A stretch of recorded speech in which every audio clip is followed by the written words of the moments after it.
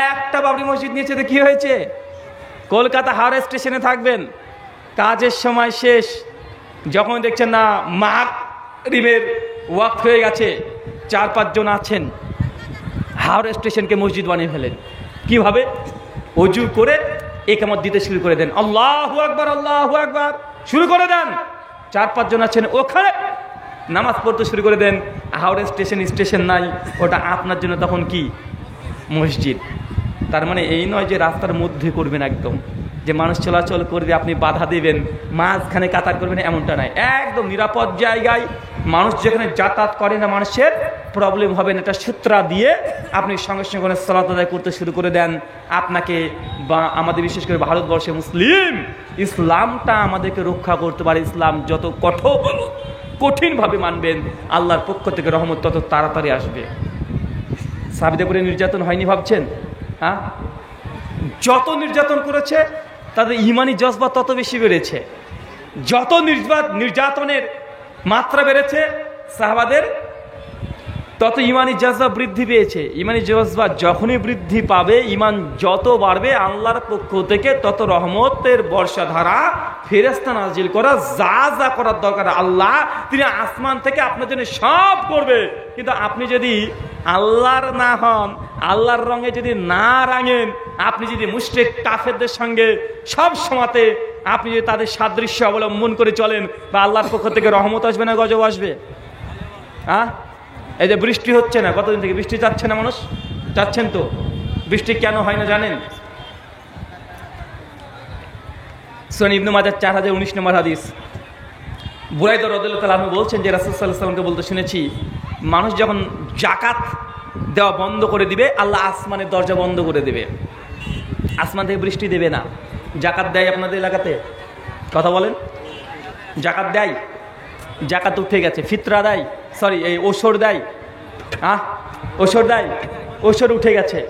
আল্লাহ নবী আলাইহিস সালাম বলছেন, বান্দা যখন যাকাত দেওয়া বন্ধ করে দেবে, ওসর দেওয়া বন্ধ করে দেবে, আল্লাহ আসমানের দরজা বন্ধ করে দেবে, বৃষ্টি আপনি চাইলেও আপনি পাবেন না।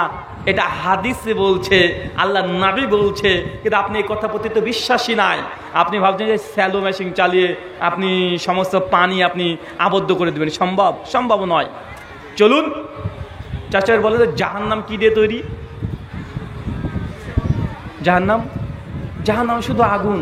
জিবরিলকে যখন বলছে যে জাহান্নাম দেখে আসো, জাহান্নামে গিয়ে দেখছে শুধু চারিদিকে আগুন আর আগুন, চিৎকার গর্জন দিয়ে উঠছে, জাহান্নামের এক অংশ আর এক অংশকে গিলে গিলে খেয়ে নিচ্ছে। জাহান্নামে মানুষের পচা দুর্গন্ধ, এত দুর্গন্ধ, চিৎকার, মানুষকে এখানে দাঁড়িয়ে থাকতে পারে না। ফেরেশতা জিবরিল ছুটতে ছুটতে চলে এসেছে, আল্লাহ তুই জাহান্নামকে এত ভয়ঙ্কর ভাবে তৈরি করেছো, জাহান্নামের যা গর্জন, এর যা তাপ, আল্লাহ এই কেউ যদি বর্ণনা জাহান্নামের শোনে, কোনো আদম সন্তান জাহান্নামে যাওয়ার জন্য পরিকল্পনা নেবে না।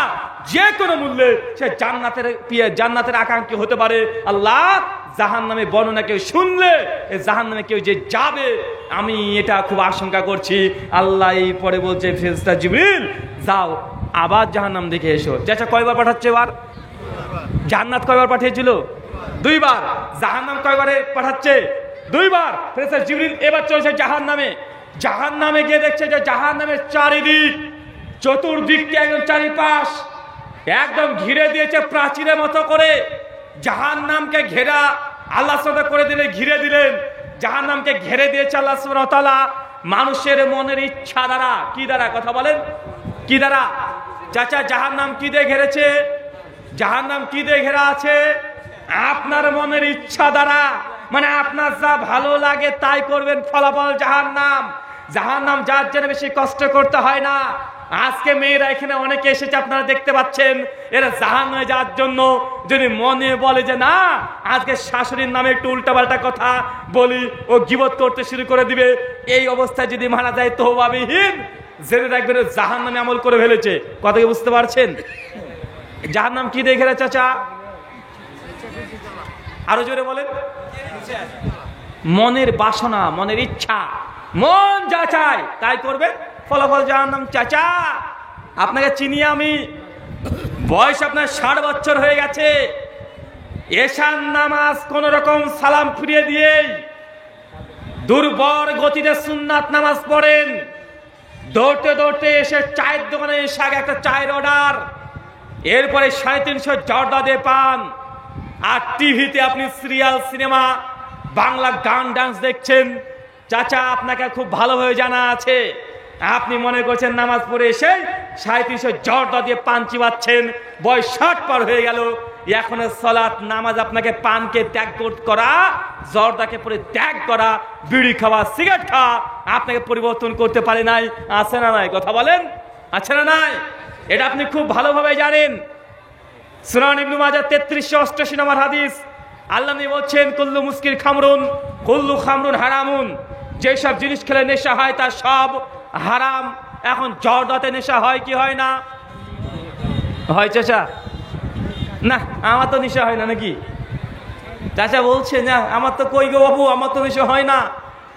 আপনার নেশা হয় না? আপনার নাতিকে একটু খেয়ে দেন তো দেখছি। আপনার নাতি আছে না 10 বছর 12 বছরের, ওকে খাইয়ে দেন দেখি নেশা হয় কি হয় না।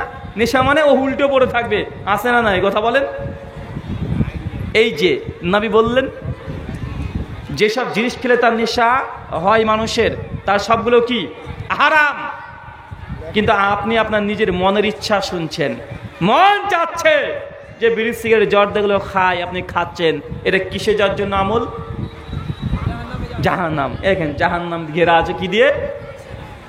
আপনার ইচ্ছা দিয়ে। জান্নাত ঘেরা আছে কি দিয়ে? আল্লাহর ইচ্ছা দিয়ে। আল্লাহর ইচ্ছা পালন করবেন, ফলাফল জান্নাত। মনের ইচ্ছা পালন করবেন, যা মন চায় তাই করবেন, এটা নাম জাহান্নাম। সহিহ বুখারী কিতাব নিকাহ হাদিস না 563। আল্লাহ নবী বলছেন, নিকাহু মিনাস সুন্নতি ফামান রাগিবান সুন্নতি ফালাইসা মিন্নি। বিয়ে করা হচ্ছে আমার সুন্নাত। যে ব্যক্তি সামর্থ্য আছে তারপরে বিবাহ করে না, বৈরাগ্য পোষণ করেছে, ফালাইসা মিন্নি, তারা আমাদের দলভুক্ত নয়। এখন বলেন, বিয়ে করা ইবাদত কি ইবাদত নয়? বিয়ে করা ইবাদত কি ইবাদত নয়? আচ্ছা চাচা, আপনি কখনো মনে করেছেন বিয়ে করা ইবাদত? কখনো মনে হয় আপনার যে বিয়ে যে করতে হবে, বা আপনার মেয়ের বয়স হয়ে গেছে, 18 বছর পার হয়ে গেছে, এখন মেয়েটার বিয়ে দিবেন, আপনি কি মনে করছেন কখনো যে মেয়ের যে বিয়ে দিচ্ছি এটা আমি ইবাদত করছি? কখনো মনে হয়েছে? মানে নামাজ পড়ার আগে যখন উজু টুজু করছেন, ভাবছেন না আমি ইবাদত করছি। যেমন মানুষকে দান করছেন, মনে করছেন না আমি এটা ইবাদত করলাম। ও হজ করতে যাচ্ছেন, মনে করছেন ইবাদত করছেন। মেয়ের বিয়ে দেওয়া এটাও যে ইবাদত, আপনি কখনো মনে করেন? মনে হয়েছে আপনার? যদি আপনার মেয়ের বিয়ে দেওয়া এটা যদি ইবাদত মনেই করেন, তো আপনার মেয়ের বয়স যে 18 থেকে 22 বছর হয়ে গেল, আপনার মেয়েকে বিয়ের 2 দিন আগে হলুদ মাখানোর জন্য গোটা গ্রামবাসীকে ডেকে এনেছেন, এটা কিভাবে হতে পারে বলেন তো? হলুদ মাখায় আপনাদের গ্রামে চাচা? হলুদ মাখায়? মাখায়, তাই না? সূরা আবু দাউদ 465 নম্বর হাদিস, আল্লাহ নবী বলছেন যে ছেলের বয়স যদি 7 হয়, নামাজের জন্য আদেশ করো। বয়স 10 হয়ে গেছে, নামাজের জন্য আদেশ করো ছেলে মেয়েকে, যে না পড়ে বেধড়ক পেটাতে হবে। আর বয়স যখন 10 হয়ে যাচ্ছে, সেই সময় তাদের বিছানাকে আলাদা করে দিতে হবে। কি আলাদা করতে হবে চাচা? কি আলাদা করতে হবে? বিছানা। আর কঠিনভাবে শুনে রাখেন, আপনার 2 ছেলে আছে, 2 ছেলে যদি যমজও হয়, 2 ছেলে, তাও বয়স যদি 10 পার হয়ে যায়, এক বিছানাতে ঘুমিয়ে থাকতে পারবে না। এটা ইসলাম। আপনি ঘুমাতে দিচ্ছেন, এটা আপনার নিজের মনের ইচ্ছা পালন করছেন। ইসলাম বলছেন, নবী বলছেন, 2 ভাইয়ের বয়স যদি 10 হয়ে যায়, এক বিছানার নিচে ঘুমাতে পারবে না। শেখ সালেহ আল উসাইমিন বলছেন, এক বিছানা বলতে যদি একটা খাট হয়, আর খাটের মধ্যে যদি আলাদা আলাদা চাদর দিয়ে দেয়, তবে যেতে পারে। কথা বুঝতে পারছেন? মানে সবচেয়ে পরিষ্কার ক্লিয়ার কথা হচ্ছে, আপনার 2 ছেলে বয়স 10 হয়ে গেছে, 2 ভাই মায়ের পেটের আপন ভাই, তারপরেও বয়স 10 হয়ে গেলে এক চাদর নিচে ঘুমানো জায়েজ নাই, নিষিদ্ধ। 2 বোনও বয়স 10 হয়ে গেছে, এক চাদর নিচে ঘুমানো জায়েজ নাই, নিষিদ্ধ। কেন? ওলামারা অনেকেই ব্যাখ্যা করেছে, ইমাম হাজার ফাতুল বাড়ির মধ্যে ব্যাখ্যা করতে গিয়ে বলছেন, কারণ দুই ভাই যখন বয়স 7-10 হয়ে গেছে, দুই বোনের যখন বয়স 10 হয়ে গেছে, তখন এরা শরীরের দৃষ্টিকোণ থেকে ম্যাচুরিটিতে চলে এসেছে। কেন? মেয়েদের এই সাথে রজস্বলা শুরু হয়ে যায়, মেয়েদের বুকটা আস্তে আস্তে উঁচু হতে শুরু করে, তাদের শরীরে স্ট্রোজেন হরমোন তৈরি হয়, তাদের কণ্ঠলারি নারী নারী ভাব চলে আসে, শরীরের মধ্যে নারী নারী গঠন চলে আসে। পুরুষের সেই সময়তে তার টেস্টোস্টেরন হরমোন তৈরি হয়, সেক্সুয়াল এই ফিলিংসগুলো আস্তে আস্তে তাকে ইমপ্রুভ করা হয়, তার শরীরের মধ্যে পুরুষ ভাব চলে আসে। দুই বোনও যদি এক বিছানায় ঘুমিয়ে থাকে, দুই বোনের শরীরের সঙ্গে শরীর ঘষাঘষি হতে পারে, রাত্রিবেলাতে শয়তানি সে অস্ত্র দিয়ে তাকে নোংরা কাজে লিপ্ত করে দিতে পারে। পারে কি পারে না? কথা বলেন। দুই ভাইও যদি এক বিছানায় ঘুমায়, ম্যাচুরিটি পার করে দিয়েছে, তাই দুই ভাইয়ের মধ্যেও শয়তান খারাপ কাজ করে দিতে পারে কি পারে না? আগে চাচার হতে এটা কি হয় নাকি রে? চাচা হতোই তো কমে লুত ইসলামের সময়ে ছেলেরা ছেলের সঙ্গে খারাপ কাজগুলো করতো। কথা বুঝতে পারছেন না? এখন তো এই লুত ইসলামের কমের নতুনভাবে তারা চলে এসেছে বিভিন্ন নাম নিয়ে, LGBTQ টোটাল। যেমন এদের ট্রান্সজেন্ডার চলছে, এখন সমকামিতা চলছে, গে চলছে, লেসবিয়ান চলছে কি চলছে না? চাচা সমকামী বোঝেন? মানে আপনার বেটা হঠাৎ করে আপনাকে বলবে যে আব্বা বিয়ে করব, আপনি বলবেন যে বাপ চল রহমানের মেয়ের সঙ্গে তোর বিয়ে দিব। বেটা বলে না আব্বা রহমানের মেয়ের সঙ্গে বিয়ে করব না। তা কার মেয়ের সঙ্গে বিয়ে করবি? বলে পল্টুর বেটার সঙ্গে করব। আপনার ছেলেটা কিন্তু বেটা, ও বিয়ে করতে চাইবে কাকে বলেন তো? বেটাকে, মানে ছেলেকে, মানে ছেলেকে বিয়ে করবে। এটা কি? এটা সমকামিতা। এটা নিয়ে এখন আন্দোলন চলছে। কলকাতা আন্দোলন চললো না ভাইজান? বাংলাদেশে এটা লিগ্যাল করার জন্য বড় আন্দোলন হয়ে গেল। ট্রান্সজেন্ডার দেখতে আমি ছেলের মতো হলেও ভেতর থেকে আমি মেয়ে, অতএব আমি এখন বিয়ে করব ছেলেকে। মানে ও নিজেই ছেলে, চেন খুললে ওটাই পাবে, তারপরে বলছে আমি মেয়ে। কথা বুঝতে পারছেন না মনে হয়? আল্লাহ নবী 1400 বছর আগে তিনি বলে গেলেন যে না, এক বিছানার নিচে ঘুমাতে দেওয়া যাবে না। এখান থেকে শয়তান ওয়াসওয়াসা দিয়ে ছেলের প্রতি ছেলের আকর্ষণ তৈরি করে দিতে পারে, মেয়ের প্রতি মেয়ের আকর্ষণ করে দিতে পারে। তাই দুই বোন যদি বড় হয়ে যায়, তাদের দুজন বোন তাদের সিক্রেট অঙ্গগুলো প্রত্যঙ্গগুলো যেগুলো যৌনতাযুক্ত উষ্ণতাযুক্ত, দুই বোনেরও ঘষাঘষি করা জায়েজ না। দুই বোন যদি তাদের নিজের সিক্রেট জায়গাকে ঘষাঘষি করতে না পারে, বলেন আপনার মেয়েকে পাড়ার মেয়েগুলো এসে কিভাবে তার গোপন গোপন জায়গাতে ডলে ডলে হলুদ লাগিয়ে দিতে পারে? কথা বুঝতে পারলেন না মনে হয়? আচ্ছা আপনি বাপ, আপনার মেয়েকে হলুদ লাগাতে পারবেন? হ্যাঁ, তো পাড়ার ছেলেগুলো এসে লাগাই যে, পাড়ার মেয়েগুলো লাগাই যে। সহিহ বুখারী 5058 নম্বর হাদিস, আব্দুল ইবনে মাসউদ রাদিয়াল্লাহু তাআলা তিনি বলছেন যে আল্লাহ নবী আলাইহিস সালাম বলেছেন, কোন বেপর্দা নারীর সামনেও যেন পর্দাশীল নারী তার সৌন্দর্য প্রকাশ না করে। কি বুঝলেন? কথা বুঝতে পারলেন না মনে হয়? বেপর্দা নারী বোঝেন যে পর্দা হিজাব মেনটেন করে না, আর একজন নারী যে হিজাব মেনটেন করে। নবী বলছেন যে কোনো পর্দাশীল মেয়ে, বোরখাওয়ালা পর্দাশীল মেয়ে কোনো বেপর্দা নারীর সামনে তার মুখমণ্ডল খুলবে না। কেন? আল্লাহ নবী ব্যাখ্যা করে বলছে, কারণ ও বেপর্দা নারী পর্দাশীল নারীর সৌন্দর্যের চেহারা দেখে বেপর্দা নারী তার স্বামীর কাছে গিয়ে বা বয়ফ্রেন্ডের কাছে গিয়ে বলবে, তুই জানো হুজুরের বউকে দেখলাম গো, কি সুন্দর দেখতে, টকটকে ফর্সা গো, ঠোঁটটা একদম কমলা লেবুর মতো, মনে হচ্ছে যে হুজুরের বউকে আমি একটা কিস করে দিই। এমন বদমাশ মেয়ে আছে না নাই? কথা বলেন, আছে না নাই? আল্লাহ নবী এই সাবধান সতর্ক করে দিয়েছে যে বেপর্দা নারীর সামনেও পর্দাশীল নারী সৌন্দর্য প্রকাশ করতে পারবে না। আপনার মেয়েকে অর্ধলুঙ্গ অবস্থায় একদম পেট ফিট বের করে রেখে দিয়ে, হলুদ শাড়ি পরে দিয়ে গ্রামের মানুষের সামনে আপনি অর্ধলুঙ্গ অবস্থায় গোসল করাচ্ছেন, অর্ধলুঙ্গ অবস্থাতে হলুদ মাখাচ্ছেন, এটা জায়েজ কোন দিক থেকে হতে পারে? আপনি যদি করতে চান অ্যাজ এ ট্র্যাডিশন করছেন, করতে থাকেন, তবে এটা ইবাদত করছেন না। এটা কি করছেন না? এটা ইবাদত করছেন না। বিয়েটা হচ্ছে ইবাদত, বিয়েটা সুন্নতি পদ্ধতিতে করতে হবে। যে বিয়ের আগেই যদি আল্লাহকে নারাজ করে দিয়ে, আল্লাহকে অখুশি করে দিয়ে যদি মেয়ের বিয়ে দেন, আপনার এই মেয়ে শ্বশুর বাড়িতে গিয়ে কখনো সুখে শান্তিতে থাকতে পারে না। কেন? বিয়ের আগেই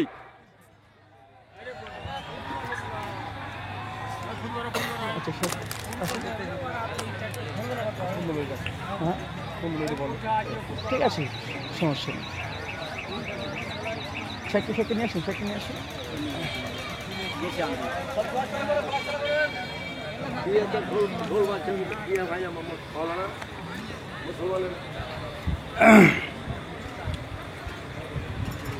সম্মানিত সুধী, আমি আপনাকে এখানে আর একটা কথা মনে রাখতে বলছি। বিয়েটাকে ইবাদত মনে করেন। কি মনে করেন? কি বলেন তো? বিয়েটাকে ইবাদত। কেন? বিয়ের উদ্দেশ্য শুধু যৌনাচার করা নয়, বিয়ের উদ্দেশ্য হচ্ছে পরবর্তী প্রজন্মকে নেককার পরেশগার সলেহা প্রজন্ম গড়ে তোলা। এর জন্য মাধ্যম হচ্ছে বিবাহ। এর জন্য কি মাধ্যম? বিবাহ। বিয়ের আগে যদি আল্লাহকে নারাজ করে দেন, চাচা আপনার মেয়ের বিয়ে দিয়ে আপনার মেয়েকে সুখে শান্তিতে থাকবে আপনি মনে করছেন? আপনার মেয়ে তালাক হবে, আপনার মেয়েকে পেটাবে, বেধড়ক পেটাবে, প্রত্যেক মাসে একবার করে বাপের বাড়িতে পালিয়ে আসবে। এটা ঠিক, কারণ বিয়ের আগে আপনি আপনার রব আল্লাহকে নারাজ করে দিয়েছেন। আচ্ছা, বিয়ে দেখতে আসে আপনাদের দিকে আছে নাকি? মানে কোনো মেয়ে পছন্দ হয়েছে, এখন ছেলে পক্ষ দেখতে আসে আপনাদের এলাকায়? আসে না? হ্যাঁ। আচ্ছা, ছেলে পক্ষ যখন আপনার মেয়ে দেখতে আসে, কে কে আসে? ছেলেরা? হ্যাঁ, বন্ধু আসে। মানে ছেলে বিয়ে করতে আসবে আর সঙ্গে 3-4খানা বদমাইশ, বাংলা ভাষাতে বলতে পারে পাঠাকে নিয়ে আসবে। এই বন্ধুগুলো কে? বিয়ের আগে মেয়েটাকে দেখতে আসার জন্য ছেলে 3-4 জন কি আসে? বন্ধু আসে, চাচা আসে, আরো পুরুষ মানুষ বেশি আসে, তাই না? আচ্ছা, এটা কোন দিক থেকে জায়েজ? কোন দিক থেকে জায়েজ হতে পারে বলেন তো ভাইজান? আর আপনি মেয়ের বাপ, আপনিও কম মানুষ না, সবচাইতে বড় ক্রিমিনাল হচ্ছে আপনি। আপনার মেয়ের সংসার হয় না, বিয়ের পরে ভেঙে যায়, আপনার মেয়ের তালাক ডিভোর্স হয়, মেয়ের উপরে অত্যাচার করা হয়। এটা বাপ আর মায়ের জন্য, মেয়ের বাপ মায়ের জন্য। কেন? আপনি নিজেই বিয়ের আগে আপনার মেয়েটার কে নিয়ে আপনি ভয়ে ছিলেন, মনে হয় বিয়ে হবে না, ছেলে পক্ষ কিছু না করা যাবে না, যা বলছে তাই বলুক।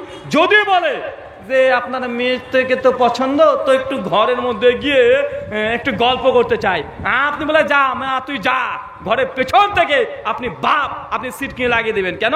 কেন মেয়ের যদি বিয়ে ভেঙে যায়, আছে না? নাই কথা বলেন। নচেত দেখা যায় না, কেবল বিয়ে মেয়েটার সঙ্গে দেখা হয়েছে, বিয়ে ফাইনাল হয় নাই, এখনো ফাইনাল হয় নাই, শুধু দুই পক্ষ বলেছে ছেলে রাজি মেয়ে রাজি, সঙ্গে সঙ্গে বলছে ঠিক আছে তাহলে মেয়ের নাম্বারটা দিয়ে দেন আমাদেরকে। মেয়ের নাম্বার নিয়ে চলে গিয়ে ছেলে আর মেয়ে সারা রাত ধরে ভিডিও কলে গল্প করছে, বাপ দেখছে মাও দেখছে, কেউ কিছু বলে না। মানে বিয়ের ফাইনালই হয় নাই, ডেটও ঠিক হয় নাই, বা আছে না নয় কথা বলেন? এটা হচ্ছে মুসলমানের বিয়ে, এটা বিয়ে নয়। এটা আল্লাহকে নারাজ করছেন। যতক্ষণ না পর্যন্ত ইজাব কবুল না হচ্ছে ততক্ষণ পর্যন্ত ওই মেয়েটা, ওই ছেলেটা একদম পরপুরুষের মতো। কথা বুঝতে পারছেন? কিন্তু আমাদের মধ্যে মানে কেবল দেখা হয়েছে, সঙ্গে সঙ্গে সব কিছুকে বৈধ করে দেওয়া হচ্ছে কি হচ্ছে না। আল্লাহকে বিয়ের মাধ্যমে যত নারাজ করে, এর ফলাফল হচ্ছে গোটা বিশ্ব জগতে এখন টাইমস অফ ইন্ডিয়া, আমাদের ভারতের রিপোর্ট বলছে ভারতবর্ষে বিবাহিতদের মধ্যে 78% পুরুষরা, ছেলেরা বিয়ের পরে পরকিয়া করে। কত পার্সেন্ট? মায়েদেরকে বলছি, বোনেদেরকে বলছি, তুমি এখানে গল্প করো, সমস্যা নেই, আরামসে গল্প করো, কোনো সমস্যা নেই। তবে জেনে রাখো, তোমার স্বামী প্রেম করে, তোমাকে বাদ দিয়ে আর একটা প্রেম করে অন্য কোনো মেয়ের সঙ্গে, ওর সঙ্গে ফোনে গল্প করে, ওর সঙ্গে ভিডিও কলে কথা বলে, ওকে নিয়ে ঘুরতে যায়, ওকে জামা ব্লাউজ পর্যন্ত কিনে দেয়, সম্ভাব্যপর হলে বেড শেয়ারও করে। এটা ভারতের রিপোর্ট বলছে। কত পার্সেন্ট চাচা? কত পার্সেন্ট বলেন তো? 78%। পার্সেন্টের হিসাব বোঝেন? আপনার ভাষায় বলি, এলাকাতে যদি 100 জন যদি পুরুষ মানুষের যদি বিয়ে হয়, 100 জন পরিবার, যে বিয়ের পরে 100 পরিবারের মধ্যে 78টা ছেলে আবারও প্রেম করছে অন্য কোনো মেয়ের সঙ্গে। কত পার্সেন্ট? 78%। মেয়েরাও কম না, মেয়েরা আছে 68%। ভাই, তোমার বউ প্রেম করে, আপনি বিশ্বাস করেন? বিশ্বাস করেন, আপনি যতই মনে করেন আপনার স্ত্রী মানে একদম জান্নাতে পালিয়েছে হুর, মানে ওর মতো ভালো মেয়ে না, আপনার সারা রাত হাত পা টিপে দেয়, তারপরে বিশ্বাস করেন 68% মেয়ে বিয়ের পরে স্বামী ছাড়া পরকীয়ায় লিপ্ত। মানে আপনি বাড়িতে নাই, আপনার বউ কার সঙ্গে ফোনে কথা বলছে, ভিডিও করে সব কিছু দেখাচ্ছে, মানে আপনি অন্য মেয়ের সঙ্গে যা করেন আপনার বউ অন্য ছেলের সঙ্গে ঠিক এই কাজটাই করছে, এটা বিশ্বাস করেন, এটা ভারতের রিপোর্ট বলছে। আপনি যদি বলেন না না আপনার বউ করে না, ওই নিয়ে বসে থাকেন। এই পরিসংখ্যান বলছে যে মানুষ বিয়ের পরে পরকীয়া কেন করে, এটা কারণ জাগে না ভাইজান, যে বিয়ের পরে পরকীয়া কেন করে। মেয়েদেরকে প্রশ্ন যখন করা হচ্ছে যে মেয়েরা যে তোমরা বিয়ের পরে কেন পরকীয়ায় লিপ্ত হয়েছ, মেয়েদের কমন 3টে অভিযোগ পুরুষদের প্রতি। কয়টা কয়টা চাচা, কয়টা অভিযোগ? 3টা। প্রথম অভিযোগ হচ্ছে এটা, মেয়েদের কমন অভিযোগ যে স্বামীরা সময় দেয় না। কি দেয় না চাচা, কি দেয় না? স্ত্রীদের অভিযোগ তারা পরকীয়া এই জন্যই করে যে সময় দেয় না। কি দেয় না? শাইকে আসবে দিয়ে দিবেন। সময় দেয় না। আচ্ছা ভাইজান, আপনি সময় দেন? আপনার স্ত্রীকে সময় দেন? কথা বলেন, সময় দেন? মেয়েরা পরকীয়ায় লিপ্ত হলে পরিসংখ্যান বলছে মেয়েদের প্রথম অভিযোগ যে আমার স্বামী আমাকে সময় দেয় না। সে সকালবেলা ব্যবসায় চলে যায়, রাতে 11টার দিকে আসে, ক্লান্ত শরীর নিয়ে গোসল টোসল করে খাওয়া দাওয়া করে মোবাইল টিপতে টিপতে ঘুমিয়ে যায়, আমাকে সময় দেয় না। সারাদিন কোনো খোঁজ খবর নেয় না। যারা সার্ভিস করে তারা বলছে যে সকাল 6টার দিকে ঘুম থেকে ওঠে, তাড়াহুড়ো করে পোশাক পরে খাওয়া দাওয়া করে টিফিনকে বাটি নিয়ে একদম চাকরিতে চলে যাচ্ছে, সন্ধ্যা 7টা 8টা 9টার দিকে বাড়িতে ফিরছে, এসে ক্লান্ত হয়ে যাচ্ছে, এসে খাওয়া দাওয়া করে আবার ঘুমিয়ে যাচ্ছে, এই যে সময় পায় না। এই জন্য মেয়েরা বলছে আমরা তার জন্য সেকেন্ড রিলেশনে যুক্ত হয়ে গেছি নিজের অজান্তেই। তার মানে বোঝা যাচ্ছে যদি আপনার স্ত্রীকে সময় না দেন আপনার স্ত্রী পরকীয়ায় লিপ্ত হতে পারে। এরা কোরআন হাদিসের কথা বললাম না, এরা ভারতের বিভিন্ন নিউজ কাটিং নিউজ পেপার বলছে যে পরকীয়া হওয়ার জন্য প্রথম কারণ স্বামী স্ত্রীকে একে অপরকে সময় দেয় না। যদি ভাই চান যে আপনার বউ অন্য কোনো ছেলের সঙ্গে প্রেম না করুক, যতই দোকানে কাজ থাক না কেন, দোকানে থাকা অবস্থায় কমপক্ষে সারাদিনে 7 থেকে 10 বার আপনাকে ফোন করতে হবে। সে করতে হবে, দেখে দেন কতবার, কথা বুঝতে পারলেন না ভাইজান? 7 থেকে 10 বার বউকে আই লাভ ইউ বলতে হবে, কিচ্ছু করার নেই। আপনি যদি আপনার বউকে আই লাভ ইউ না বলেন, আপনার বউ অন্য কোনো ছেলেকে ফোন করে আই লাভ ইউ বলবে বা শুনবে, কারণ এটা শুনতে চায়। কারণ সায়েন্স বলছে যে পুরুষের শরীরে যে হরমোন তৈরি হয় এটার নাম হচ্ছে টেস্টোস্টেরন হরমোন, আর নারীর শরীরে যে হরমোন তৈরি হয় এটা ইস্ট্রোজেন হরমোন। এই হরমোনের কাজ কি? মেয়েরা বেশি কথা বলতে পছন্দ করে। কি করতে পছন্দ করে চাচা? বেশি কথা বলতে। কিচ্ছু করা নেই, বায়োলজিক্যাল এইভাবে তৈরি করেছে। এটা সায়েন্সও বলছে, কোরআন সুন্নাহ থেকে প্রমাণিত। প্রত্যেক পুরুষ মানুষ প্রতিদিন 3000 ওয়ার্ড বলবে, এটা স্বাভাবিক। কত হাজার ওয়ার্ড? মানে শব্দ। মানে একটা মানুষ প্রাপ্তবয়স্ক মানুষ সে সারাদিন ধরে 3000 শব্দ ও ন্যাচারালি বলতে পারবে। এর বেশি বলতে গেলে আর ভালো লাগবে না, কথাতে ক্লান্তি আসবে, বিরক্ত লাগবে। পুরুষের জন্য কত হাজার ওয়ার্ড? কত হাজার? 3000। মেয়েদের জন্য কত জানেন? 6000। কত হাজার? 6000। মানে আপনার ডবল। এখন আপনি যদি বউকে যদি ফোনে কথা না বলেন, ও আরেকজনে ফোন লেগে কথা বলবে, হ্যালো কেমন আছে, ভালো আছো, ওই গল্প গুজব শুরু করে দিবে। দেখছে সময় কাটছে না, কি করে পাশের বাড়িতে চলে, বুবু জানো ওর বাড়িতে এসেছিল, শুরু করে দেবে গিবত, সরাসরি শুরু করে দেবে। কেন? বায়োলজিক্যালি ওইভাবে তৈরি করা হয়েছে। মানে ওর যে ব্রেনের মধ্যে কথা বলার ক্যাপাবিলিটি প্রতিদিন ন্যাচারালগতভাবে 6000 কথা বলবে, এটা স্বাভাবিক। 6000 যদি কথা না বলে ওর মুখটা সবসময় জিভটা বিড়বিড় বিড়বিড় করবে যে কি বলি, বাড়িতে আসবে ঝালা লাগিয়ে দিবে। এটা কি? এটা সায়েন্স বিজ্ঞান এটাই বলছে। আল্লাহ নবী বলেছে যে মেয়েদেরকে তৈরি করেছে বাঁকা হাড় দিয়ে, বেশি টানা হাসরা করে সোজা করতে যেও না। যদি উপকার নিতে চাও বাঁকার উপরে শুধু পালিশ করতে থাকো, যত পালিশ করবেন তত খেদমত করবে। আর যদি একবার সোজা করতে গিয়েছেন এই দুনিয়াটাকে জাহান্নামে ছেড়ে দিবে। মানে মেয়েরা এটা বায়োলজিক্যালি চাচা মেনে নিতে হবে। বিয়ে করার পূর্বে যুবকদেরকে বলছি মেয়েদের সাইকোলজি আগে বুঝতে হবে, নচেত বিয়ে করার পরে জান্নাতি পরিবার হবে না, জাহান্নাম মনে হবে যে জাহান্নামে মনে ঢুকেই গেলাম। মেয়েদের সাইকোলজি বুঝতে হবে। প্রথম দুটো দেখবেন মেয়েদের জেদ এটা ন্যাচারালি বেশি। মেয়েদের কি জেদ ন্যাচারালি বেশি। ও আপনাকে কখনো রেগে গিয়ে বলতে পারে 2 যোগ 2 সমান 5 হয়, তো হয়। মানে ওই বলে দিলে মানে ওটাকে আপনি ধরে নিতেন না, এই 2 যোগ 2 5, হ্যাঁ 5, মানে মেনে নেন, মানে কোনো বেঁচে গেলেন। আর যদি একবার বলেন না 2 যোগ 2 4, না 4, মানে কি বলছো 4, ও মানবে না, ওকে 5 স্বীকার করে দেন, যে তুই বলতে থাক, কারণ তোর কিসের দোষ বলেন তো ভাইজান? ওর যে স্ট্রোজেন হরমোন আছে, এই বায়োলজিক্যাল কিছু বিষয় আছে, যারা মোটামুটি জীববিদ্যা নিয়ে পড়াশোনা করছেন তারা জানেন। স্ট্রোজেন হরমোনের কাজ কি জানেন? সন্দেহ করা। কি করা? সন্দেহ করা। চাচা বয়স আপনার 70 হয়ে গেছে, আপনি দেখবেন পাশের বাড়ির ওই যে দাদি আছে তার সঙ্গে গল্প করবেন, আমার চাচির বয়স প্রায় ধরেন এখন 55, ও কিন্তু তাকিয়ে আছে, বাড়িতে ঢুকবেন, এই কি গো তুই বল্টুর না দাদির সঙ্গে কি গল্প করছিল, বুড়ো বয়স না ভীমরীতিতে ধরেছে, চাচা বলে না, মানে এরা সন্দেহ করবে, এদের সাইকোলজি ওইভাবেই তৈরি। কোরআন সুন্নাহ বললে তো আপনি বিশ্বাস করতে চান না।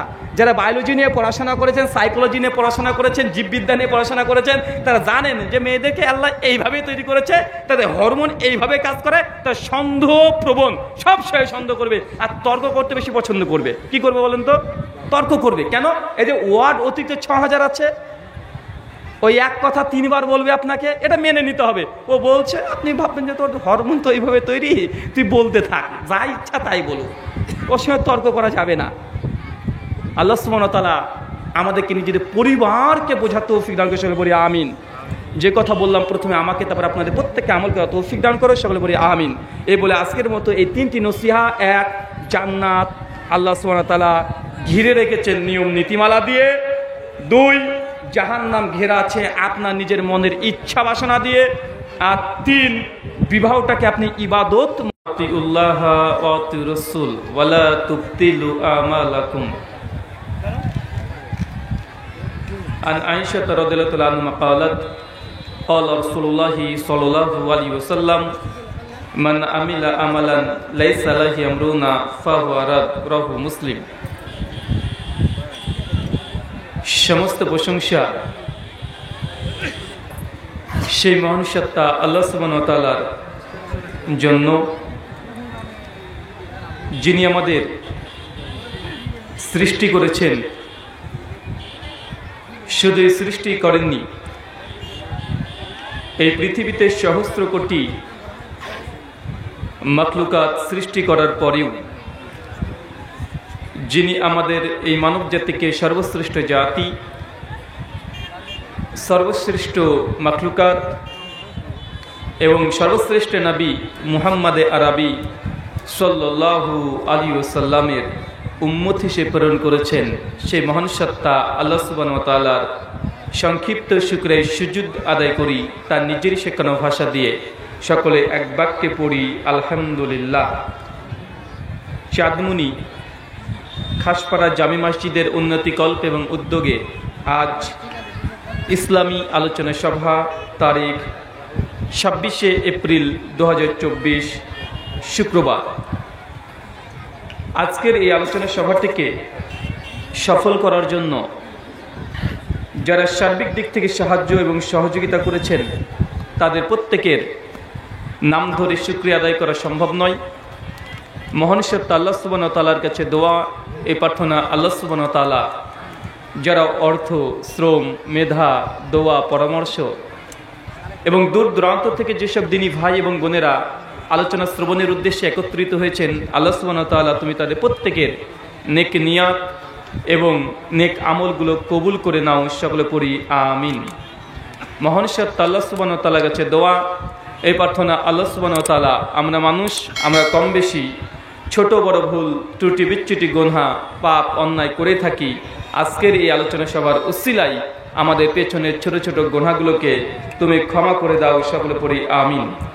সম্মানিত সুধী, বাদ মাগরিব থেকেই বিভিন্ন আলোচক তারা পবিত্র কোরআনুল কারীম এবং হাদিসে মুবারাকা থেকে অনেক গুরুত্বপূর্ণ আলোচনা আপনাদের সামনে পেশ করেছেন। আজকের এই আলোচনার মধ্যম লগ্নে আপনাদের সামনে উপস্থিত হয়েছি একটি নির্দিষ্ট বিষয়ের উপরে কোরআন এবং সুন্নাহর আলোকে কথা বলার উদ্দেশ্যে। তবে আলোচনার শুরুতেই মনে রাখবেন, আমি সুর দিয়ে আলোচনা করব না, ঠিক আছে তো?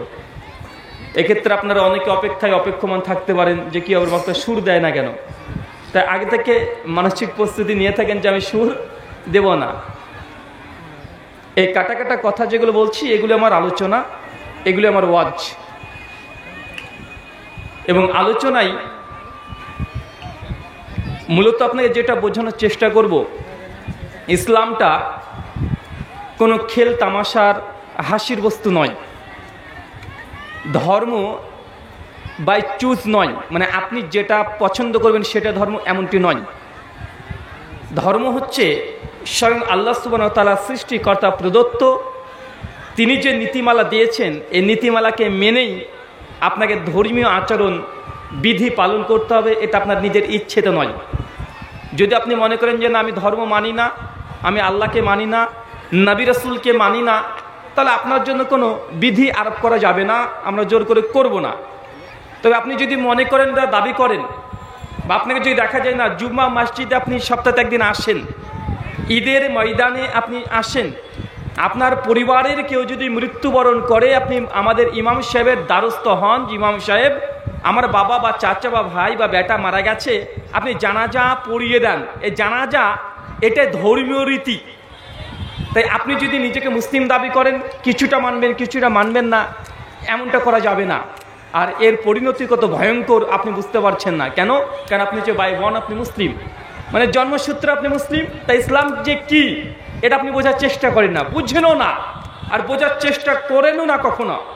যতটুকু আমরা দেখি যে ধর্মটা মুসলমান, হিন্দু, খ্রিস্টান, অন্য অন্য ধর্ম যেমন উৎসব কেন্দ্রিক হয়ে গেছে। খ্রিস্টানরা কিভাবে বুঝাবে তারা খ্রিস্টান, তারা 25শে ডিসেম্বর ফিস্ট করে নিয়েছে যে এটা হচ্ছে বড়দিন, এই দিনে কেক কাটবো, জিজাস ক্রাইস্ট, আমরা যে খ্রিস্টান এটা আমরা গোটা বিশ্বজগৎকে জানিয়ে দেবো।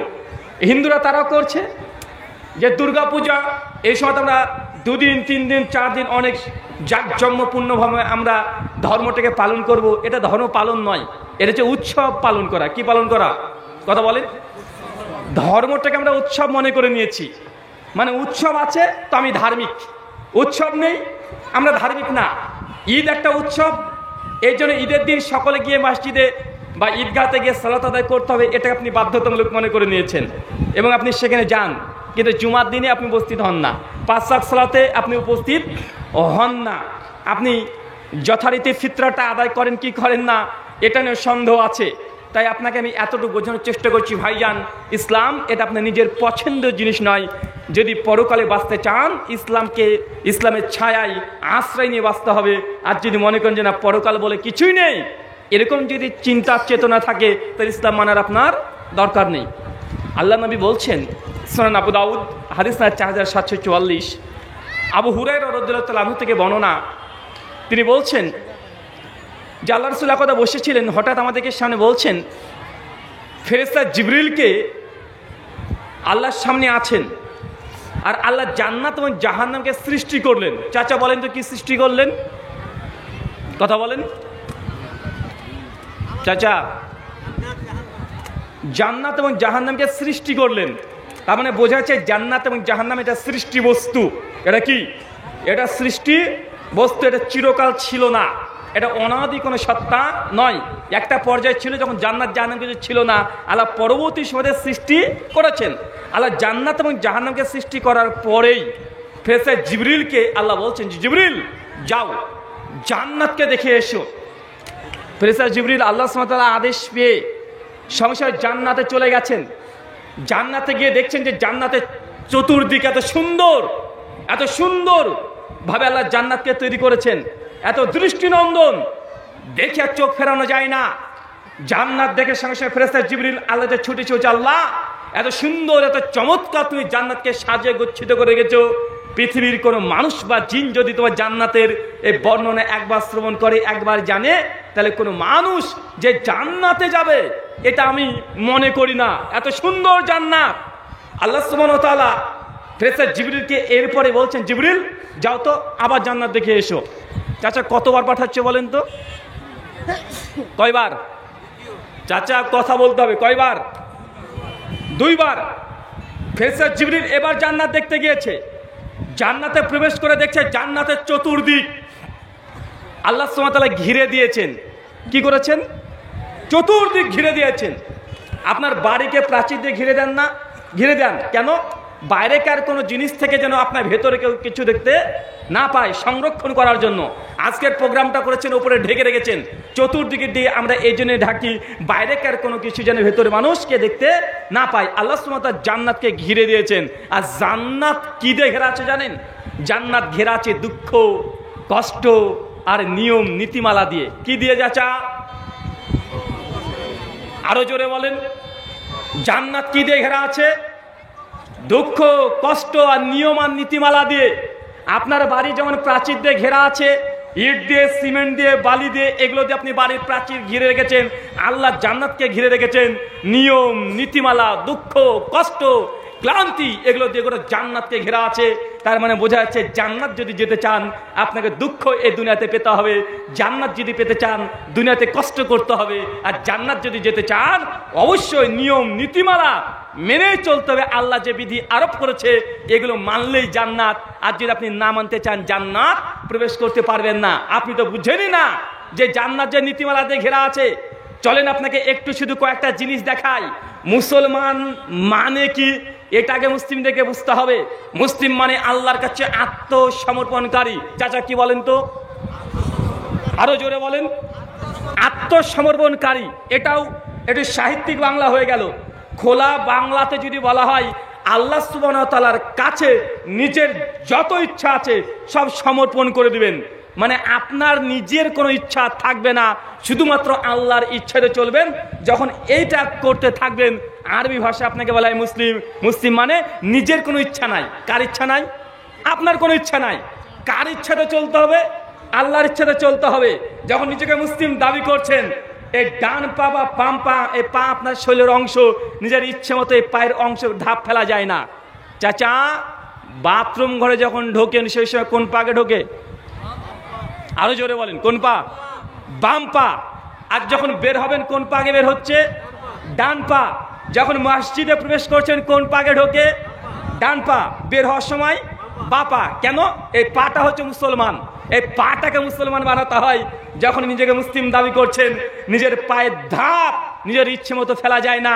আপনি যদি হিন্দু হন ওর জন্য ডান পা বাম পার জরুরত নেই। আপনি যদি খ্রিস্টান হন ডান পা বাম পায়ের জরুরত নেই। আপনি মুসলমান, নিজের পায়ের ধাপ এটা কার ইচ্ছায় ফেলতে হয়? কার ইচ্ছায়? আল্লাহ সুবহানাহু ওয়া তাআলার ইচ্ছাতে ফেলতে হয়। তাই নিজেকে আগে মুসলিম আছেন না নাই এটাকে বুঝতে চেষ্টা করেন।